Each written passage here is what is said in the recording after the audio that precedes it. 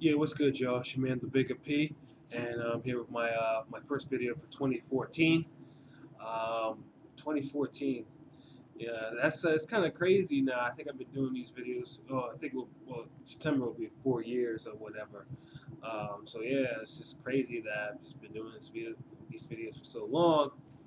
Um, Fortunately, unfortunately, I could have opened up the first video of the year with a better card. I'm referring to the Jean Pascal Lucian Bute card. I mean, they were decent fights. No, I mean, I'll give them that. But at least in one of the fights, I was expecting more bang, especially within the main event.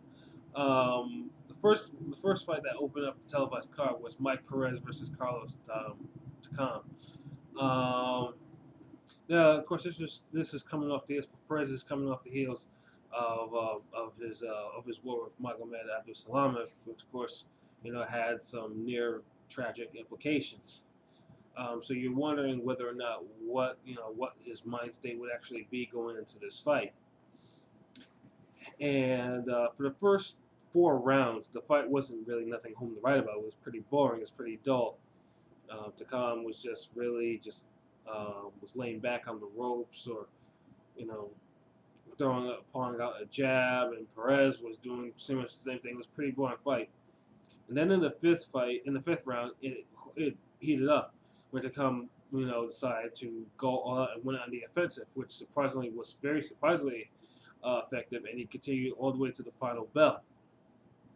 Um, Takam was just really just letting Mike have it to the body, body to the head, do rolling, slipping punches, like he was imitating James Toney somewhat.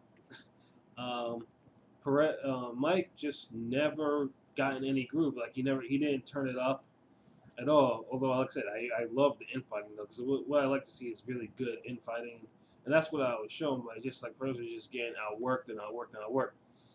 And the 10th round, what happened was there should have been a knockdown call, because early in the round, a couple of combinations sent Mike going hard into the ropes. Usually, when you see a fighter hit the ropes as hard as he did, you want to call that a knockdown. You can give him a standing 8 for that.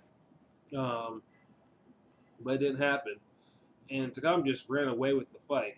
Now, this is where it's getting interesting, because I know most likely HBO has money in Mike, especially coming off his previous fight. So, one judge gave that to come to fight 96-94 as that with that same score, but the other judges scored at 95-95. The majority draw, I don't agree with it. I thought to come like he came and he won the fight, and Mike just his head wasn't right. I don't know if it was just a headbutt. We got that. I mean, with that cut, it looked like someone just took a blade across his brow. I honestly don't know, but he just wasn't right in that fight. Conditioning was off. I mean, he was never the most fit guy, but his conditioning was off. His mind wasn't on business, and you're wondering, whether or not how much of that fight, the Mago fight, actually took out of him. As for Takam, like I said, he earned a draw, and that's pretty much as good as an upset. Will we see him on HBO again? Probably, most likely, at some point.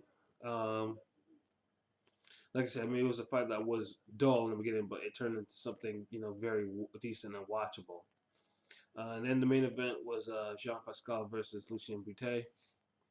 Now, I was looking forward to this fight, just off the clash of styles, and of course the fact that they're both Canadians. Not natural born, of course, but they were both Canadians, former champions. Basically, you figure it was something of a crossroads type of fight. Um, Again, this fight was marked by a couple things. Pascal is one of those guys who gets away, who basically uses his athleticism to get away with a lot of things. The wild swings, the wild punches, very herky jerky, very, very, very, very herky jerky. with his movements, and it got hard for him to it got for Bute to actually try to time him off and try to counter him, and usually, and then when Pascal actually did, and what Pascal did was that was frustrating me is like he could have thrown more straighter punches and more focused combinations instead of all these wild punches, which he was hitting Bute with, but it was like he would throw one and then back off, then hit one or two and back off again. It was just one of those things that it was just like it was frustrating to watch because Bute was clear, it was showing that he wasn't picking up the punches as well as you thought he would have, and he should have picked up. He should have picked up those punches. Um, and so basically, I mean, the story of Bute was just he was just getting hit from 1 to 11, just getting. Pascal was just hitting him at will. The 12th round, however, it was interesting because Bute actually trapped him in the corner early, and actually landed probably 20 shots to the head. Enough to and they were clean shots. Enough to that where Pascal, I thought Pascal was about to give up the fight. Oh, excuse me. Well, I thought Pascal was about to give up the fight because he clearly got rocked in that corner, and then of course Pascal would go out and flurry. But Bute, he really tried to knock Pascal, and he had him stunned a couple times in that round. And I'm thinking to myself, well, this is Bute's actually about to wipe him out. Um, but they survived to the they survived to the bell and whatnot.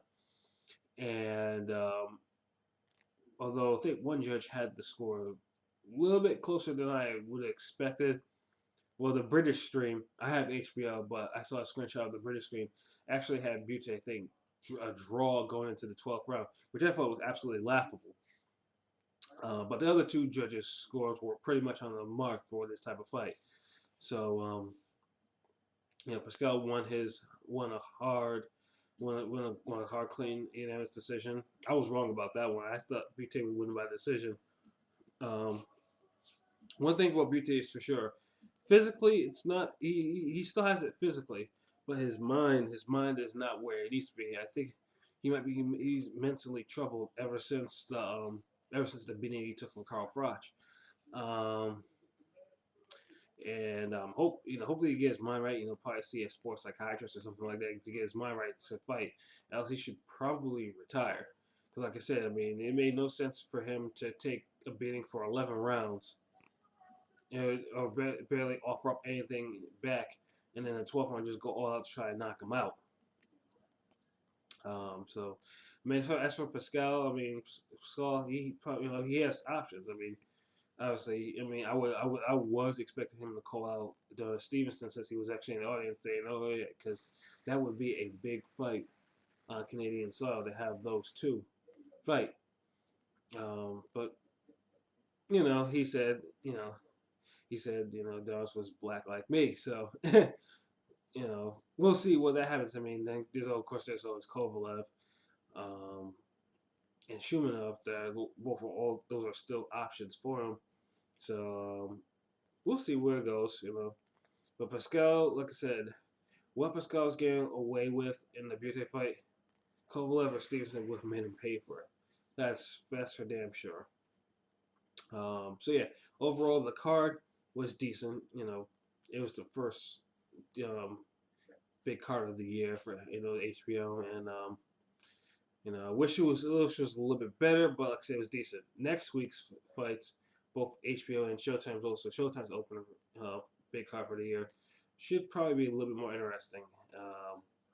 So until then, all right, peace.